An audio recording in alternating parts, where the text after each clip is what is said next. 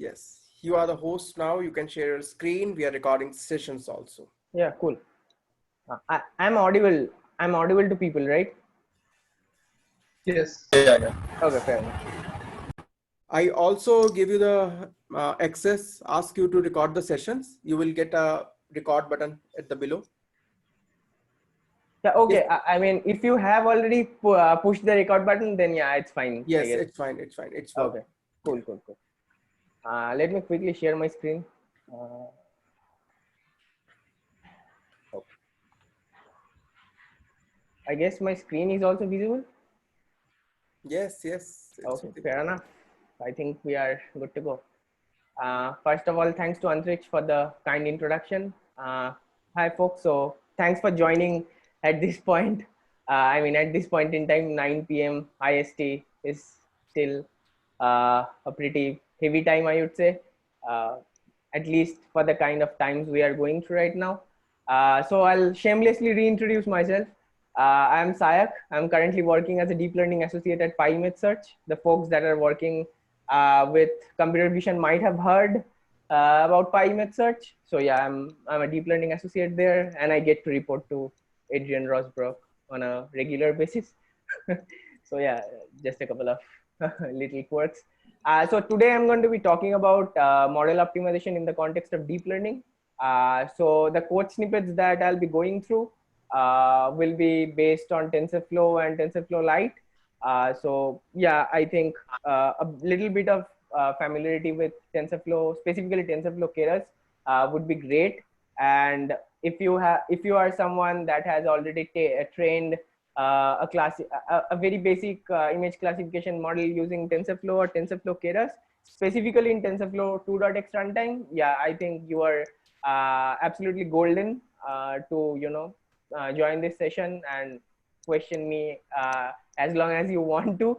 So yeah, without any further ado, as they say it, let's get started.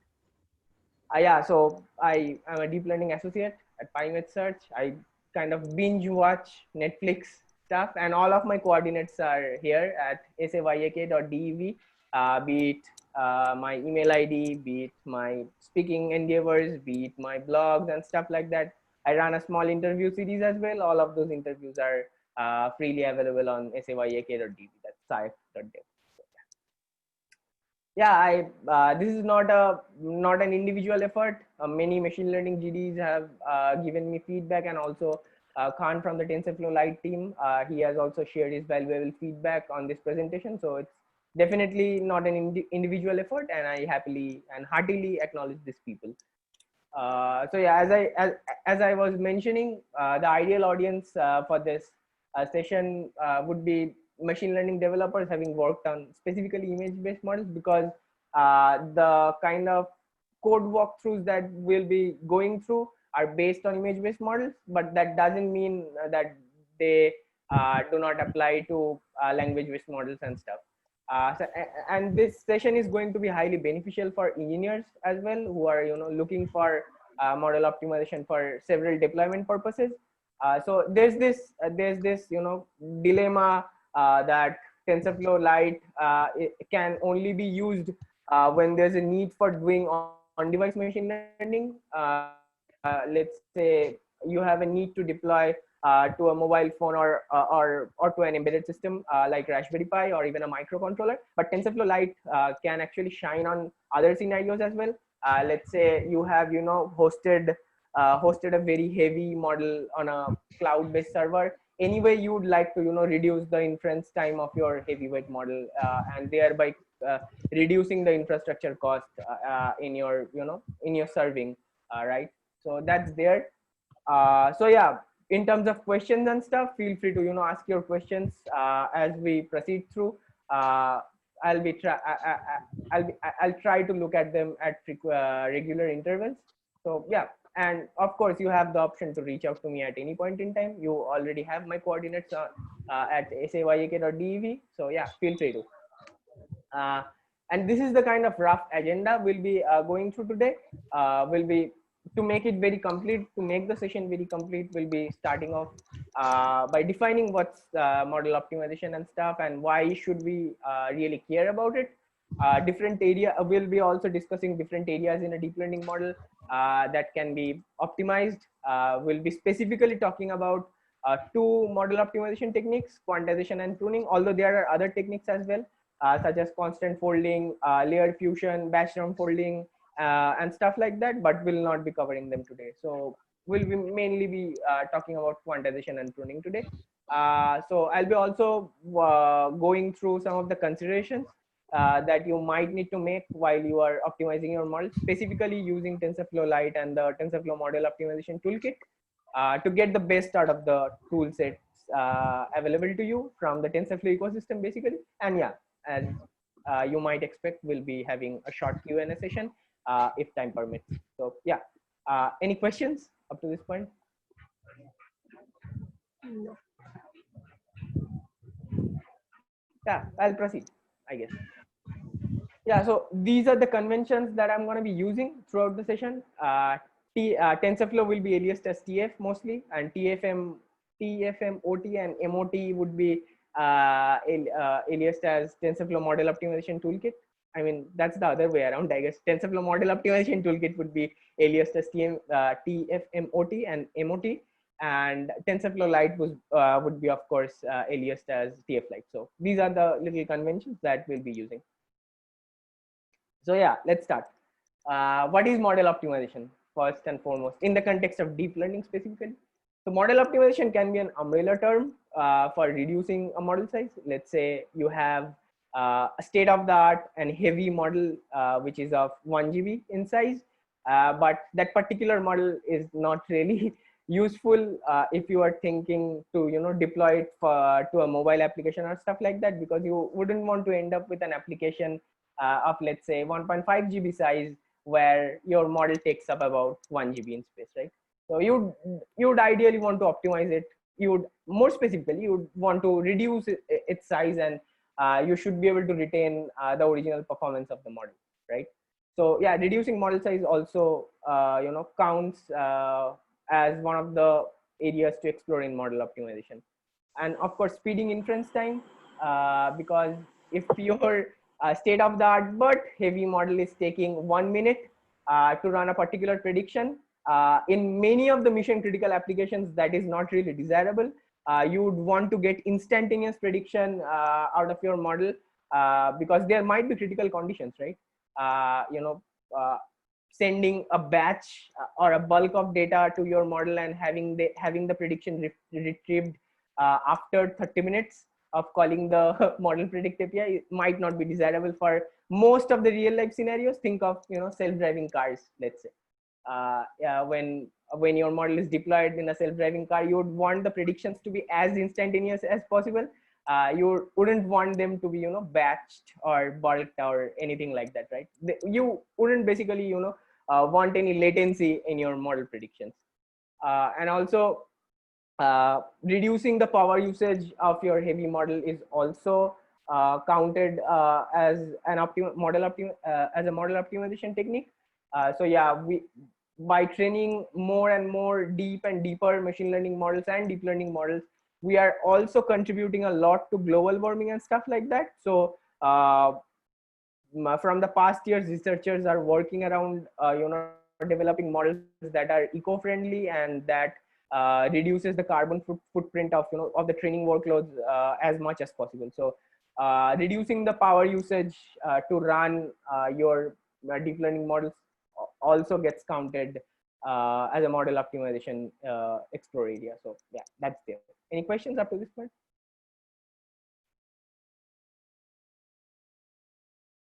Okay, I guess I can continue. So why should we care about it? I hope at this by this point in time you have already gotten an idea why model optimization might be very necessary. But yeah, again, to make it more complete, let us walk the major points through. So as I was mentioning from the very beginning of my talk, your heavy but world-class models are likely not suitable for deployment for all the right reasons one can possibly think of. Again, I'll repeat myself here. Let's say your heavy model is of heavy but state-of-the-art model is of 1 GB in size, and you are willing to develop a mobile application with that particular model, but you wouldn't want to end up with an application where the machine learning or deep learning model consumes most of its spaces, right? Anyway, a mobile application that's, you know, that's more than 100 MB size, we kind of give them stairs, very weird stairs. So assuming that's the case, you ideally would want to, you know, optimize your model, specifically if you are going to go for on-device based machine learning and stuff like that. Typically the stuff that you see in your day-to-day mobile phone usage, let's say while you are typing something in Gboard or any, you know, modern keyboards, the next word gets automatically predicted. So that's on-device machine learning right there. Another good example of on-device machine learning is Google Photos. So yeah, I hope you got the point. And yeah, so consider, you know, deploying to very cheap embedded devices other than mobile phones, such as Raspberry Pis, microcontrollers and stuff. You cannot just afford GBs of model spaces there, right? And again, so which leads me to this point. Typically when you deploy applications to embedded systems, typically you would like to go for very low latency and stuff. That means you would want to, you know, have the predictions back as quickly as possible. And when you optimize your model's execution graph, it becomes way simpler than its original form. And the simpler your model's execution graph is, the lesser time it would take to run a single forward pass. And often that's running that single forward pass is referred to as running inference and stuff. So latency is the time that it takes for a model to run a single forward pass or to run inference, right? So you would want to achieve as low latency as possible, not for just mission critical applications, but for all the applications that you would want to deploy that incorporates deep learning somehow. And also latency during serving is not really desirable. You wouldn't want to, you know, describe latency related situations to your customers or clients or so on. And heavier models can affect the infrastructure cost significantly. Consider the infrastructure cost it would take to host a 1 GB model, and at the same time compare that same infrastructure cost it would take to host maybe a 10 MB model, right? Clearly you would be able to visualize the infrastructure cost difference. And of course, this is the final point. What if cloud-based model hosting is not an option in the first place? What if there's an issue of network bandwidth? You wouldn't want to constrain your applications for stuff like network bandwidths and stuff. And also, what if your application needs to be highly privacy compliant, right? What if there's a requirement like the user application data should not be leaving the network? So in those cases, you would ideally want to go for on-device machine learning and solutions that have been made possible. Rather, I would say very easier with TensorFlow Lite based, you know, tools and ecosystem that are provided by TensorFlow Lite. So yeah, any questions up to this point? So before we go to the next section, I would like to see if there are any questions.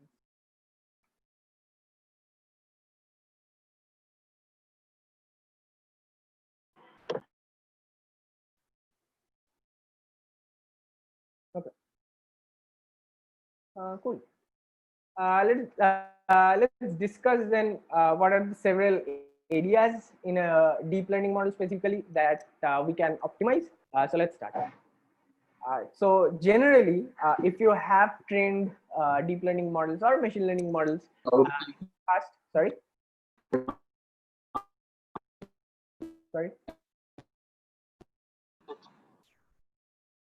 Hello. नहीं सुनना मेरी बात सुन. Hello. You can carry on. Sai, you can go ahead. Oh, fair enough. So if you have trained a deep learning model or a machine learning model in the past, you might be knowing that those models or the parameters of those models are typically represented in float 32 based numerical precision. So yeah, there are several numerical precision schemes such as int 8, float 16, float 32. It basically denotes the number of bits you would take to represent a particular number using that particular numerical precision scheme. So in float 32, typically 32 bits are used, and they can be floating point numbers. And in float 16, it would be 16 bits, and so on, right? So when it comes to int 8, though, the things become more fixed point. I mean, the things become more geared towards fixed point representations. So the idea here would be to convert your floating point representation to a fixed point representation and stuff. But we'll be attending to that shortly. So stay tuned. So the long story cut short here was to give you the fact that in most of the cases, the deep learning models and their parameters specifically, and by parameters I mean the weights and the biases and stuff, they are represented using float 32 based numerical precision. So what if we could reduce those precision? Maybe that would result in a model with reduced size than the original one. So we'll see. Another thing to consider when you are optimizing your deep learning models is, are all the operations in a model's graph really needed during running inference? For example, layers like dropout, they are not typically needed when you are running predictions with your deep learning models.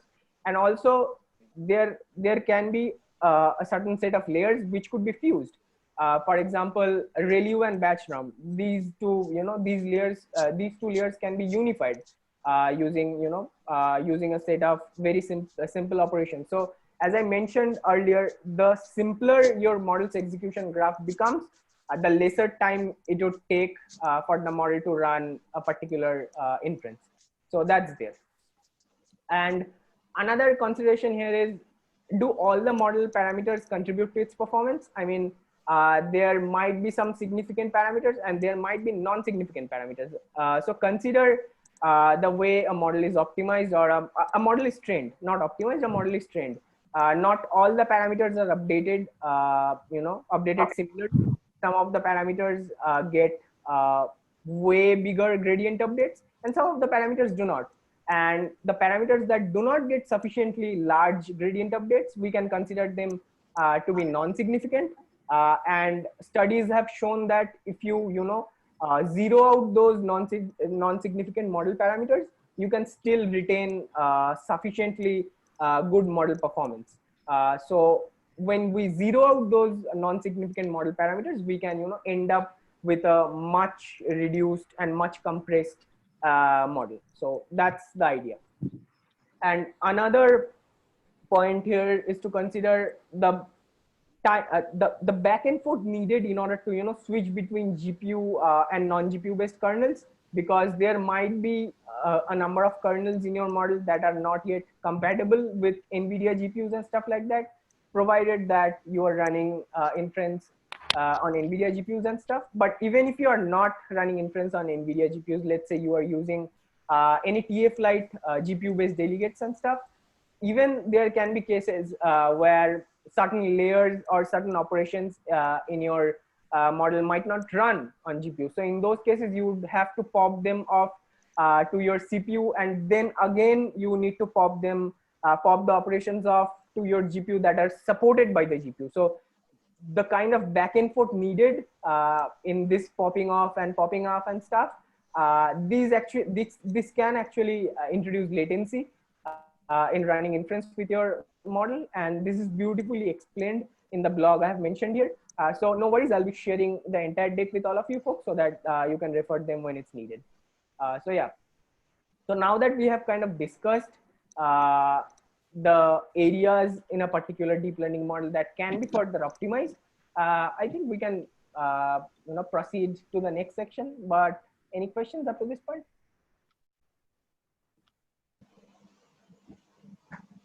Can anyone tell me which model is being optimized? I just joined.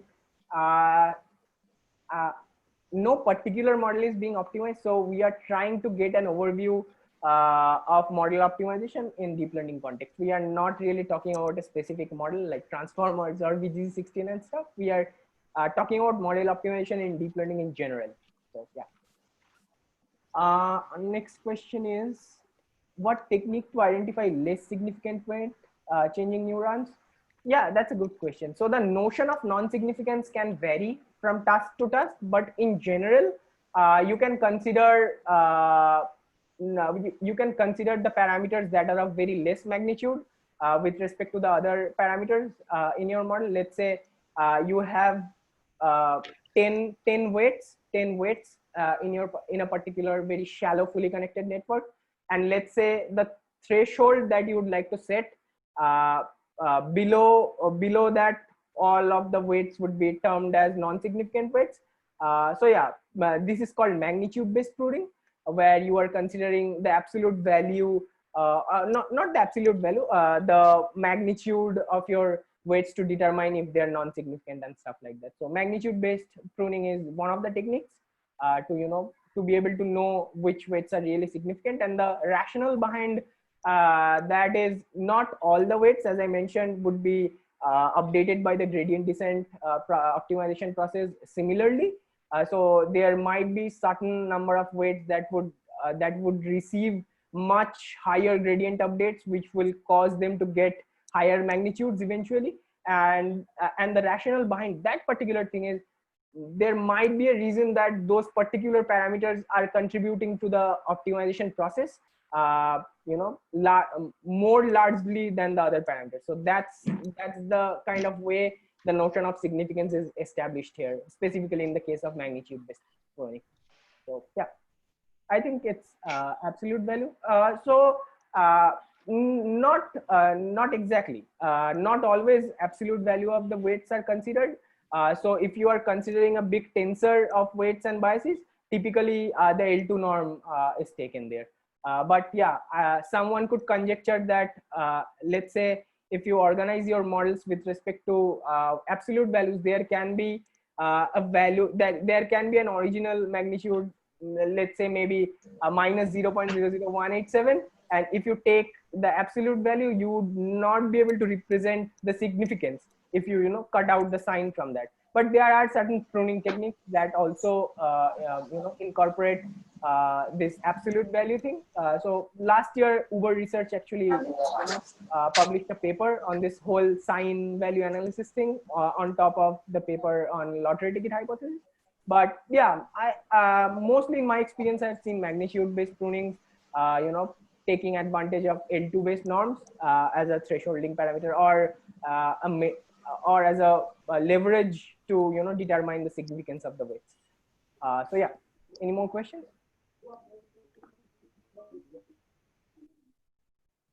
I guess not. Then yeah, let's proceed. Okay, so we also mentioned that we'll be also mapping particular techniques that are relevant, that are useful for handling these subtle optimization areas in a particular deep learning model. So we discussed that what if we could reduce the numerical precision to represent model parameters and stuff. So quantization can deal with that. If you are interested in checking out this particular area, do all the operations of a model graph, are all the operations of a model graph needed during running inference with a particular model? Layer fusion and constant folding, batch run folding and stuff like that can really take care of those things. But we'll not be talking about that today. The last thing that we'll be talking about in this session would be pruning, and it deals with the area, it deals with the thought that do all the parameters of a model contribute to its performance. So quantization and pruning would be the two techniques that we'll be discussing throughout the session. So before we go into that, I'll quickly see if there's any question. I guess I'm good to go. So yeah, let's start with quantization. So it, as you might have already guessed, it was sorry. Hello. Could you please mute your mic if you do not have any questions to ask? Okay, I think there's radio silence. I'll proceed. Yeah, so as you might have already guessed by now, what quantization in deep learning really means, might have meant. So quantization in deep learning works by reducing the precision of the numbers used to represent your model parameters, specifically weights, biases, and other stuff. And it can sometimes, work by reducing the activations, but reducing the numerical precision of activations, it's not heavily used. I'll not say it's not used, it's not heavily used, as opposed to reducing the precision, numerical precision of your model parameters. So typically you would use float 32 in order to represent your model parameters originally, and we'll see what happens if we try to reduce that numerical precision to a lower precision scheme such as float 16 or int 8. So of course, when you reduce the numerical precision of your model parameters, it would eventually result in smaller sizes and faster computations, because again, by reducing the numerical precision, you would contribute to simplifying your model's graph a little bit. And as I mentioned, the simpler the model's execution graph is, the lesser time it would take for it to run inference.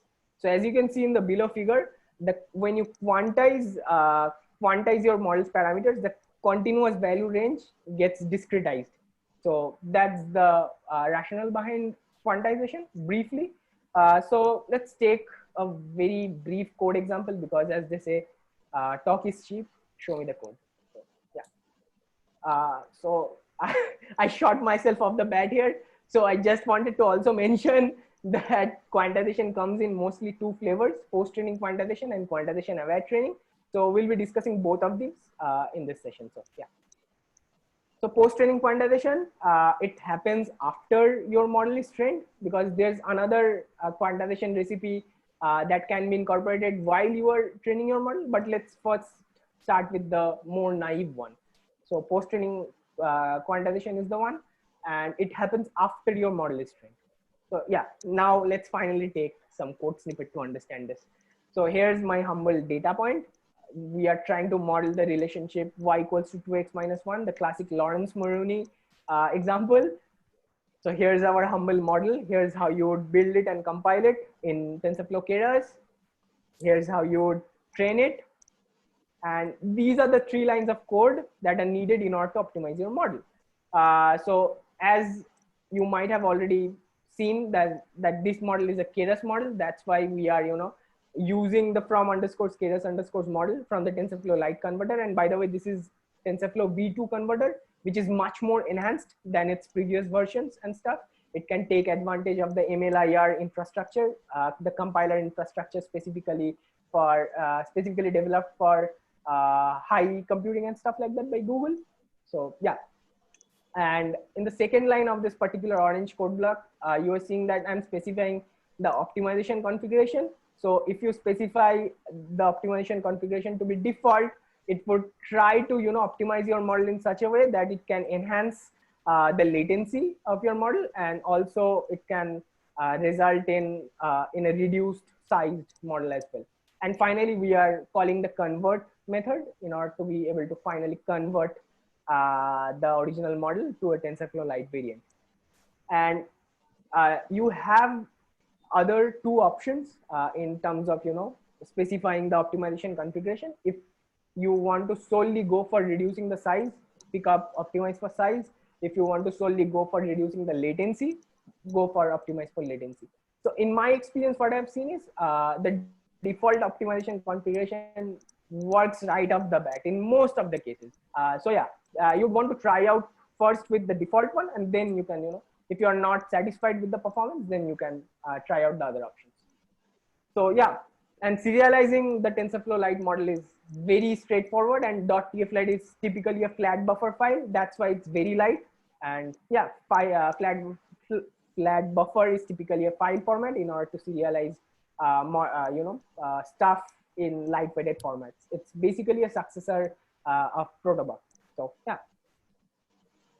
And there are a number of different post-training quantization schemes available through TensorFlow Lite. And based on your requirements, based on your target runtime where your TensorFlow Lite models would get deployed to, you would want to try out all of them maybe. If you're not satisfied with performance with one single one. So maybe you have a requirement to deploy your TensorFlow Lite model to an HTPU. So you'd want to go with a post-training quantization scheme that supports deployment to HTPU-based models and stuff. And you can also see the kind of benefits that you would get with respect to each of the quantization post-training quantization schemes that are available. So I have also linked to a particular tutorial which walks you through all of these different steps. So I'll not be walking you through them, but yeah, I gave you the gist, and I hope you should be able to, you would be able to take it further from there. So yeah, let's take a very quick demo of a notebook that would likely motivate you to try the different APIs of TensorFlow Lite in order to optimize your model. But yeah, I guess I have questions, so let me take them down.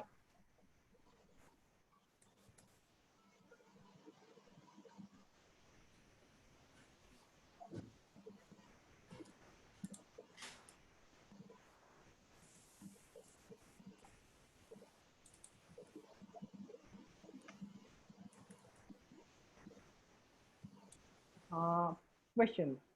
What is the difference between quantization and product quantization? I'm not sure if I have heard anything about product quantization in the context of deep learning. So yeah, I'm not sure here.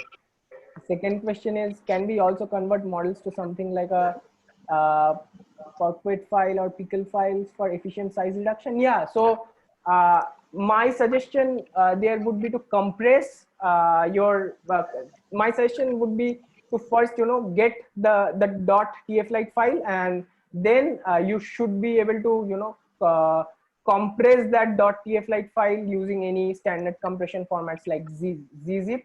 And in most of the real world scenarios, that combination typically works best. I mean, that works better than the other, than other file formats like pickle and stuff. So yeah. I'm not sure. Sorry, Nitish. I'm not sure if I've heard about product quantization or the one that you are mentioning here, FAISS. I'm not sure. I'm sorry. So yeah, coming back to the demo, let's see. So what we are doing here is fairly simple. We are trying to train a deep learning model that can distinguish between flower categories and stuff. We are using the flowers 5 dataset. And in order to train the deep learning model, I'd really appreciate some mute and silence here.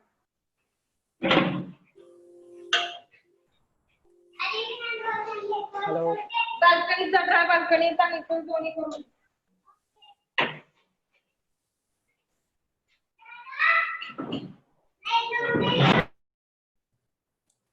Yeah, thanks.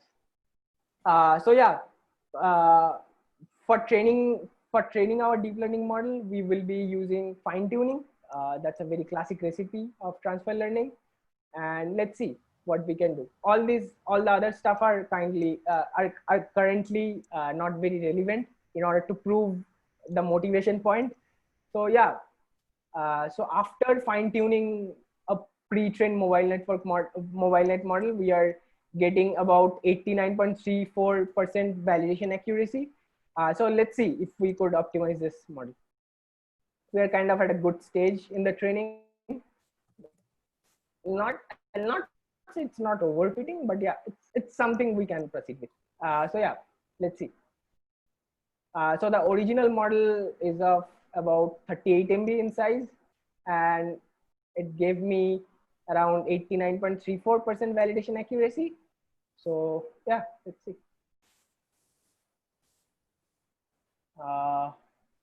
So yeah, after converting it to TensorFlow Lite using the full int8 quantization, because I had a requirement to deploy it to an HTPU. So yeah, I got about 10x reduction in size, 3.4 MB. And now comes the fun part.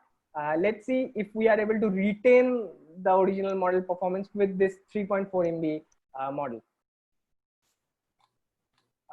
So yeah, let's see. So yeah, the validation accuracy is about 88.54, with even a 10x reduced sized model. So yeah, I hope that would give you some motivation to try out the different post-training quantization APIs available via TensorFlow Lite. So yeah, I can now switch back to my presentation. Okay. So it's already known that when you reduce the precision, numerical precision of your models, it can actually result in information loss, and information loss is not good for your deep learning models because it can result in reduced performance, specifically accuracy. It can reduce your model's accuracy, right? Even if you are, even if you are employing all the right measures in order to quantize your models, but this fact is still there that if you quantize your model, it would result in information loss, and eventually it would result into reduced accuracy and stuff. And for many of the mission critical applications, drop in accuracy might not be very desirable. So a natural thought that might come to our minds is, what if we could somehow inform the model about the information loss that it would incur if it was to get quantized during its training process. So in other words, we will train the model in such a way that it can compensate for the kind of quantization that would get applied on it during its training time. So the weight updates would take place accordingly to be able to compensate for the information loss. So yeah, welcome quantization aware training. So quantization aware training does allow us to train our models so that the weight updates take place in a way the information loss could be compensated, the information loss that would get induced because of quantization, post-training quantization specifically.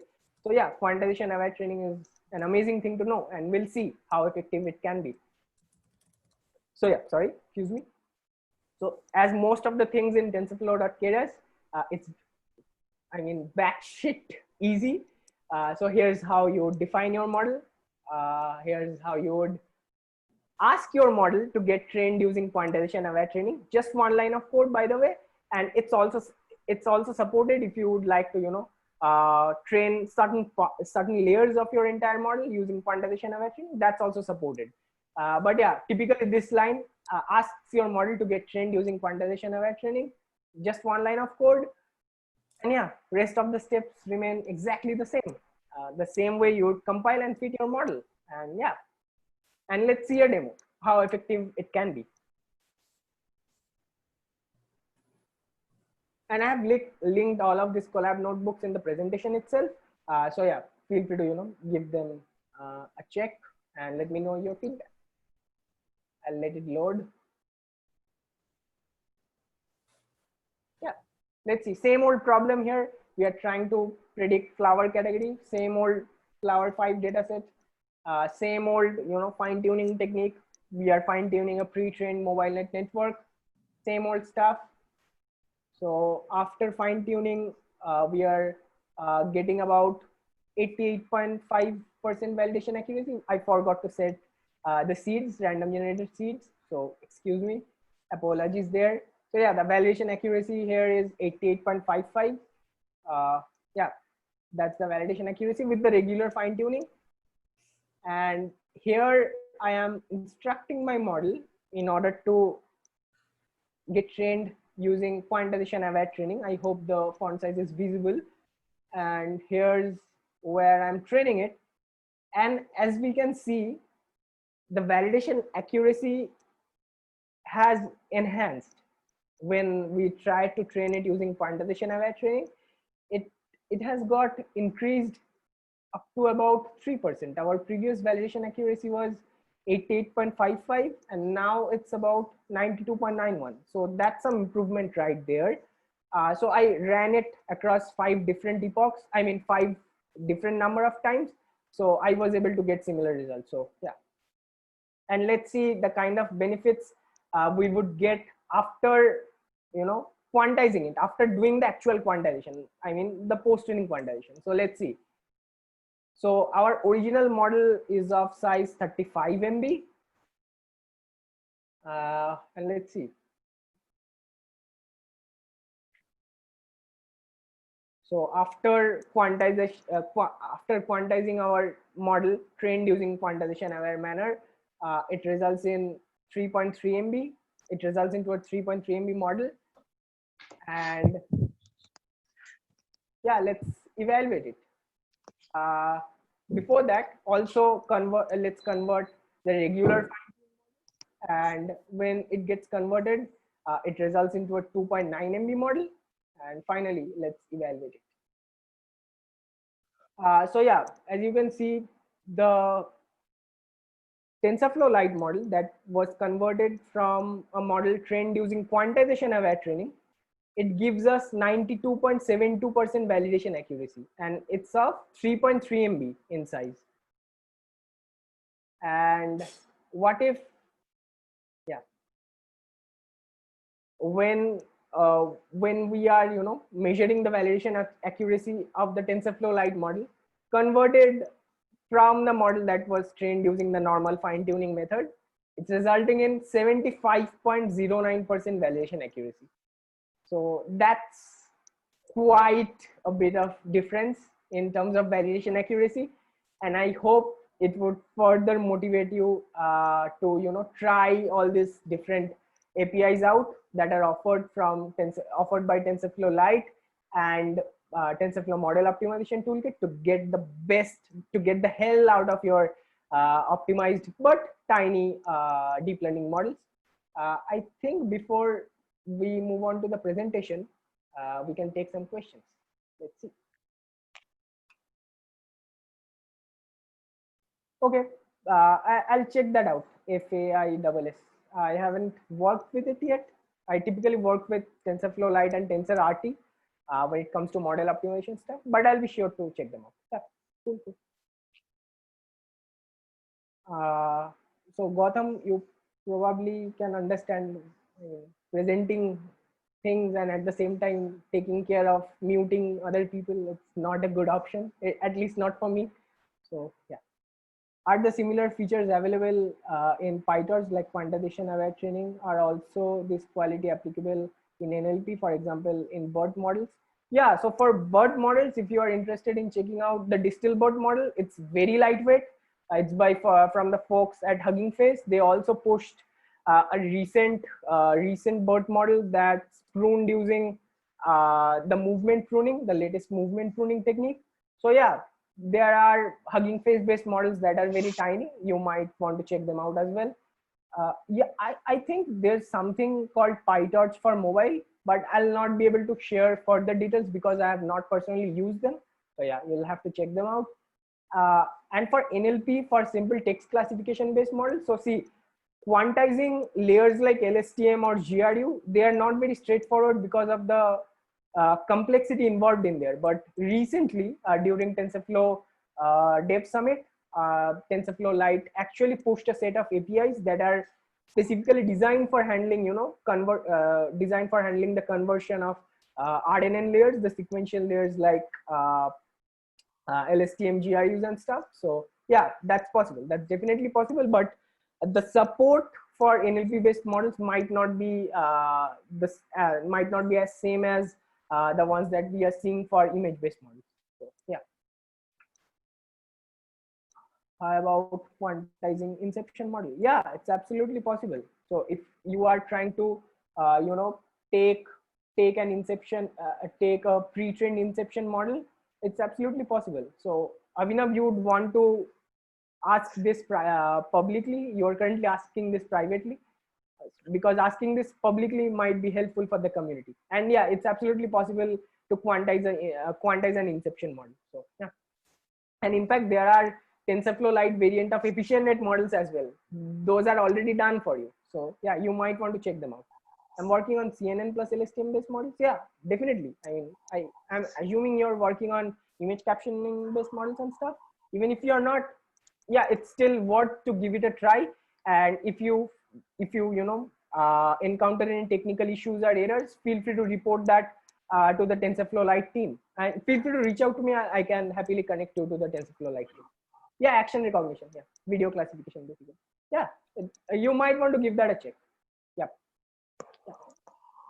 So at this point, I cannot 101% for sure say that it will not cause you any errors, but it's definitely worth giving a try, because there's absolutely nothing that's not supported in terms of, you know, layer compatibility and stuff. So yeah. Okay, let me, but the model is too big, so I want to reduce the size of LSTM model. Yeah, so you might want to first at least give it a try if it's at all possible. If you are facing errors, then yeah, feel free to let me know. Another avenue to explore in that particular problem would be to, you know, distill your model, something called knowledge distillation. So I'm gonna pop this up in the chat so that everyone can see it. And you want to ask these questions publicly, not privately. So yeah, knowledge distillation. You might want to also try that. Okay, let's proceed. Yeah, so the recipe so far for us has been, maybe, you know, start by training your model using quantization aware training, because clearly we have seen the benefits, right? There was about 15% more validation accuracy. We just saw it. So maybe start your training from the very beginning using quantization aware training. And as I mentioned, it's also possible to train using quantization aware training. Train certain parts of your model using quantization aware training. Then you would want to quantize and evaluate your model. By actually post-training quantize it. If you are getting expected model performance, enjoy it, absolutely. Otherwise, you know, try a different quantization scheme and mix and match between them. So yeah. And here you can find some of the best practices for TensorFlow Lite and TensorFlow model optimization toolkit. So be sure to check them out. And let me come to the yeah, go ahead. Hello.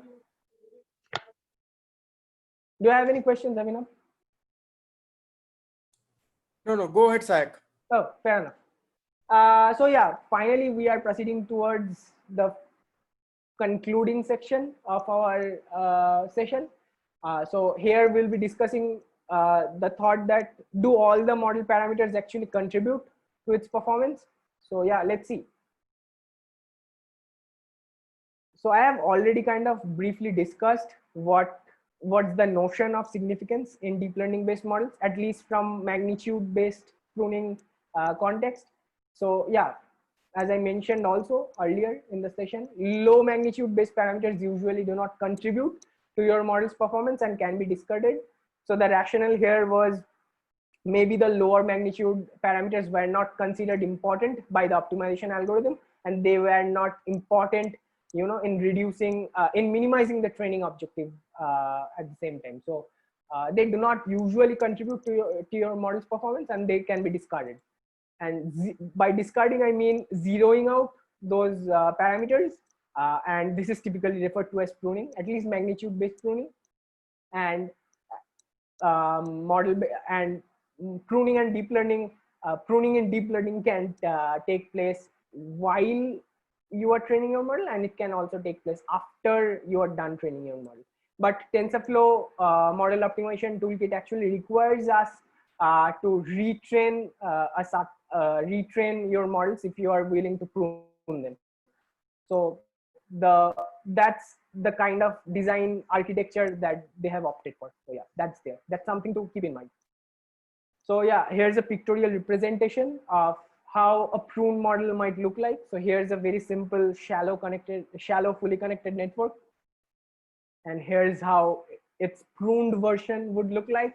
Here you can see the connections that got discarded. Typically we zeroed out those connections. So yeah, that's the idea. So let's take some code. Let's see some code. Here's how you would define your model. Here's how you would compile it and fit it. And as I mentioned, TensorFlow model optimization toolkit actually requires you to retrain your model after you instruct it to get pruned. And the first line of this orange block is where you instruct your model that, hey, I'll be pruning you with respect to low magnitudes and stuff. And then you would typically, you know, compile that low magnitude prune model, and then you would typically retrain it in order to, you know, get your desired prune model. And at the same time, you should be able to retain the original performance. So that's the idea. And get onboarded using a very simple image classification with MNIST example. And this example is, I would say, very comprehensive. It shows how to compress a prune model and stuff like that. And it's quite descriptive in its own course. So I'll not bother walking you through it. So yeah, be sure to check it out as well.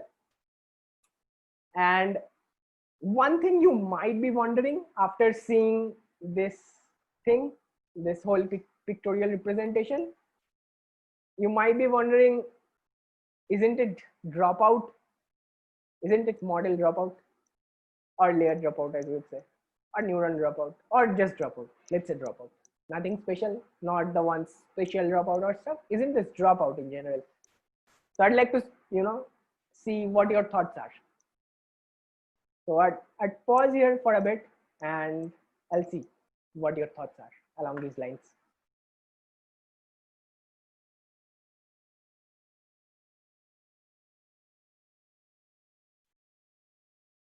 Yeah, definitely. Definitely. So the tutorial that I mentioned in my deck earlier, it actually shows how to quantize a prune model and eventually compress it using compression algorithms like ZZip. So yeah. Is this pruning same as random forest pruning? No, it's not the same.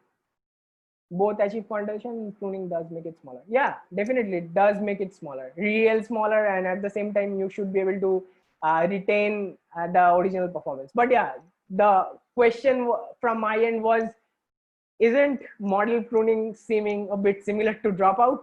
What are your thoughts on that?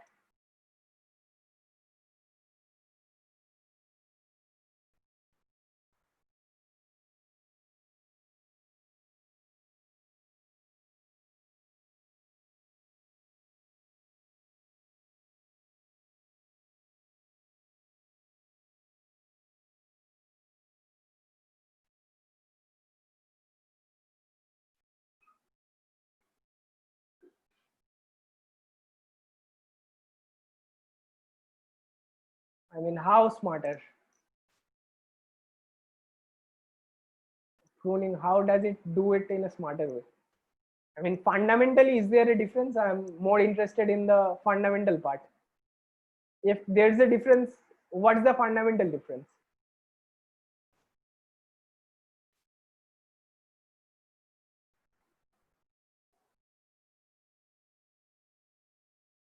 Okay, I'll take that. So Gautam is saying that it, you know, discards all the low magnitude based pruning based on some kind of criteria or threshold or stuff like that. But still not convincing enough.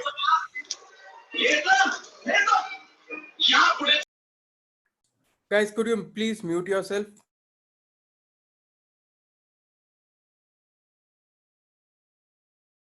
Less significant weights are not dropped in dropout. No, they are dropped at random. There's no such criteria. Weights connections are dropped at random in dropout. There's no such criteria of non-significance or stuff. In dropout, it happens randomly. Yeah.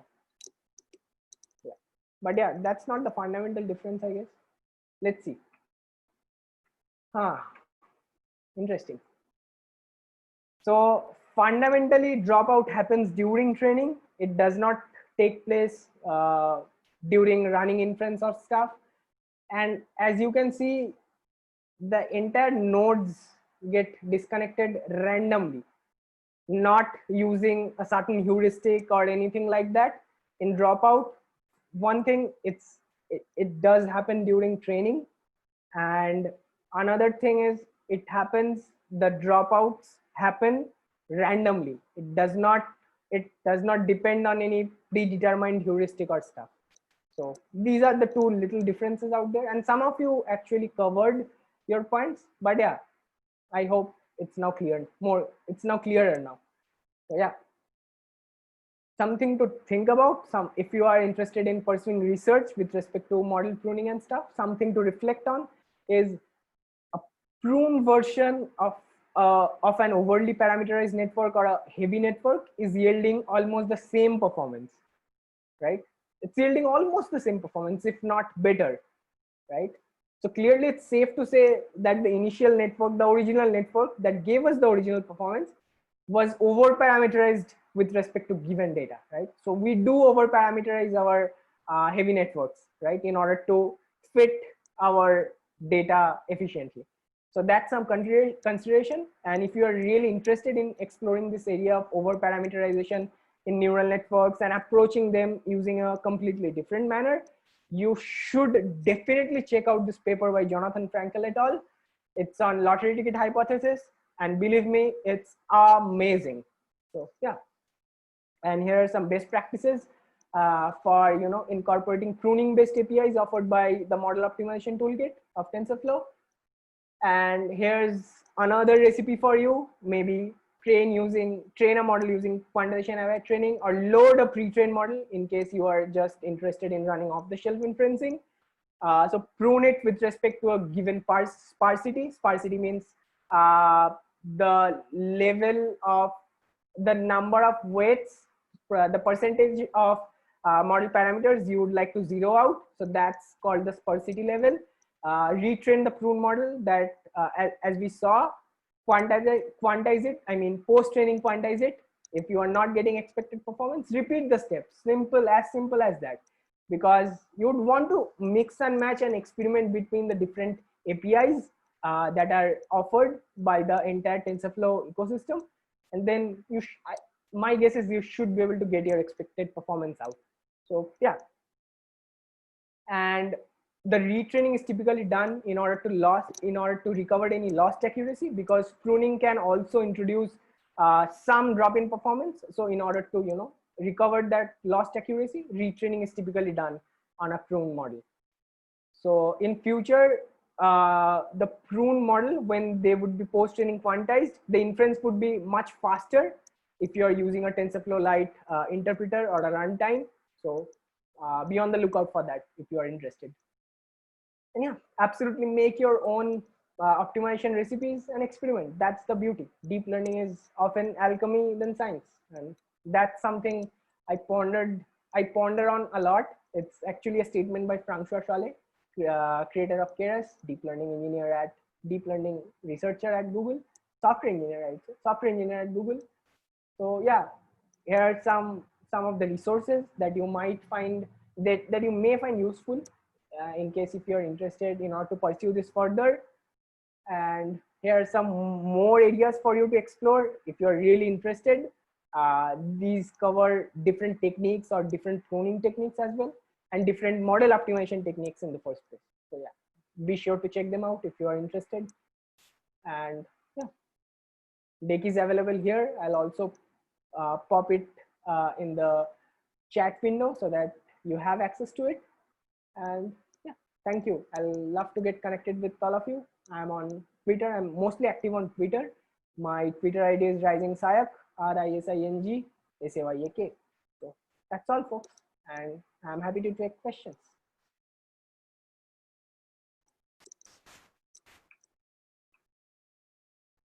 Thanks, Dhruv. Thanks for your kind words. And if you are really interested in seeing the kind of benefits that you would get from something called knowledge distillation and TensorFlow Lite, you gotta check this out. I mean, how about models in KB sizes? KB, just KB sizes. Let's see. Let's take yeah. So I think I popped. Yeah, here's my deck. bit.ly/mo-101. Here's where you can get the slides. And if you go to sayak.dev, if you go to talk, seminars, workshops, the PPT is also available here. So yeah. And yeah, I was mentioning if you're really interested in checking out knowledge distillation combined with TensorFlow Lite post-training quantization, let's see, how about models in KBs, let's say 33 KBs and stuff. Let me open it using NB Viewer. I don't know why GitHub is doing this to me.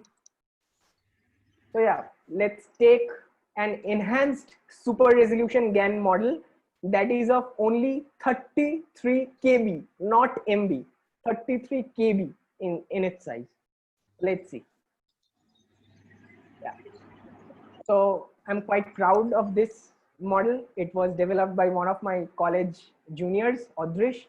He developed this as a part of his Google Summer of Code TensorFlow gig back in the last year. I'm absolutely proud of Adrish and proud of his work.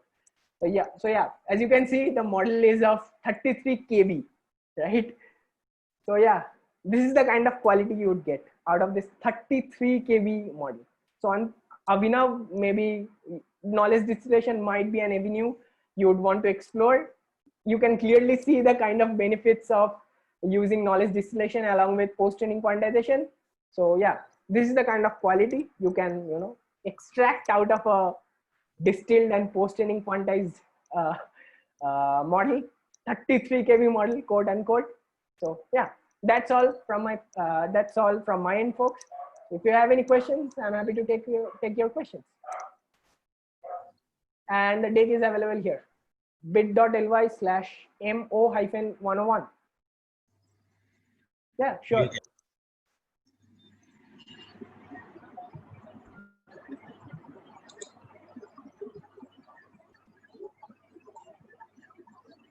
I'm open for questions. The GitHub repository for the notebooks, I'll also pop that in the chat.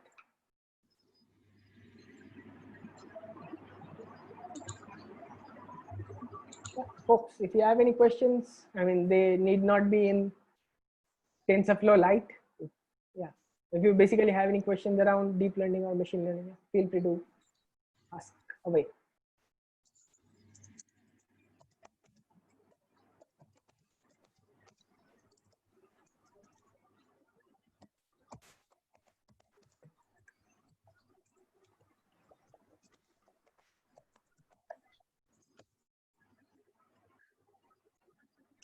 What should be a good first ML/DL project? Actually, I have an entire slide presentation around this topic, so I'd rather redirect you because it discusses this topic in a very, very elaborative manner.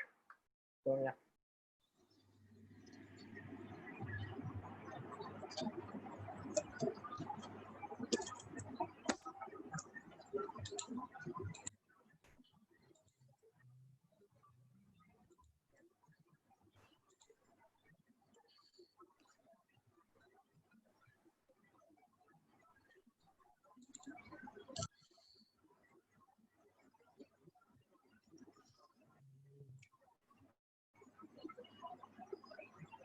I guess Antriksh would be able to take care of that, the sharing the recorded Yes, session. I'll be share the recording with you. No worries. How does the model size increases? I have seen GBs of model. Yeah, it typically depends on the complexity of your model. Basically, any model that's in the word family or transformers family, they are, you know, bound to be heavy, and added with the complexity is the numerical precision. If your model parameters are represented using float 32 given, I mean, you would want to, you know, multiply the number of bits it would take in order to represent just one parameter of your model into the total number of parameters in your model. So yeah, I think you should be able to work out the math by yourself. And yeah, these two are the primary reasons that cause heavy model sizes. Yeah, GBs. I mean, recently GPT-3, it's 175 billion parameters. It costed OpenAI about $10 million, I guess. significant instance of understanding about. Sorry, Ayush, you were saying something? No, I got it. I was just looking through the slide. Oh, fair enough. Yeah, if you have any questions, just shoot me an email. I'll be sure to answer them. Again, Deep, you would want to ask this publicly. One on an off-topic question, which free cloud resource like Colab or Paperscape for monitoring? Colab mostly. Colab. Yeah, you, Avinav, you are asking about face recognition model that's 600 MB. So BG6. So most of the language models that you see these days are at least of 1 GB in sizes. So yeah, your mobile application dream gets killed if you do not optimize them. So yeah. And over parameterization is also one of the reasons that we end up with heavier model sizes. That's why techniques like pruning and stuff exist. Any good way to reduce LSTM based model? So if you go to TensorFlow Lite, to go to the home page, TensorFlow Lite. If you go to the guides, so there's an entire section on RNN models and stuff. So you should be able to utilize this and convert your LSTM based models. And yeah, as I mentioned, if you face any errors, just shoot an email to TensorFlow. There's a Google group, tflite@tensorflow.org. You would want to shoot them an email.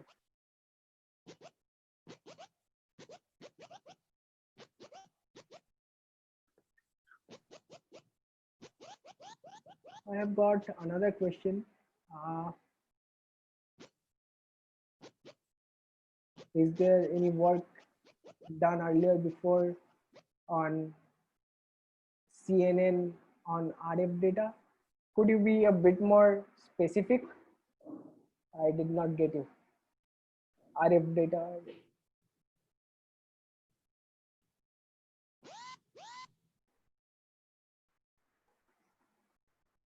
Radio frequency data. I guess I have seen a couple of papers that incorporate convolutional neural networks in order to deal with radio frequency data, but I myself do not work with radio frequency data, so I'm not the best person, I guess.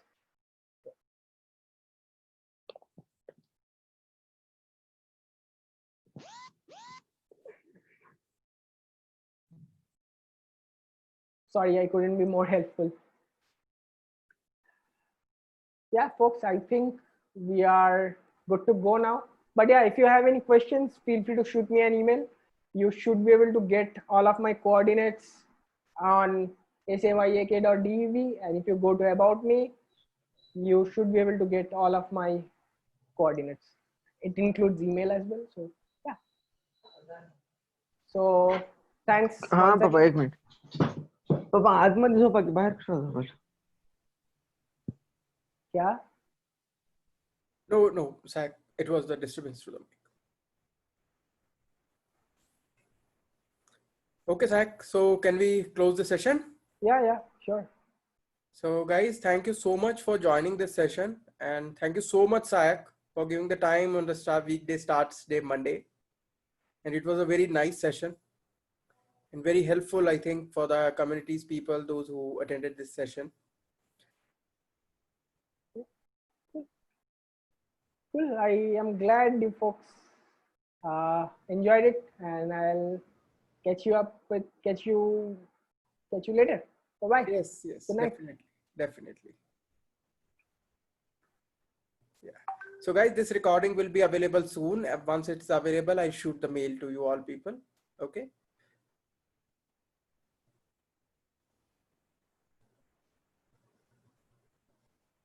Okay. Thank you so much, guys. So we are leaving for the sessions for today.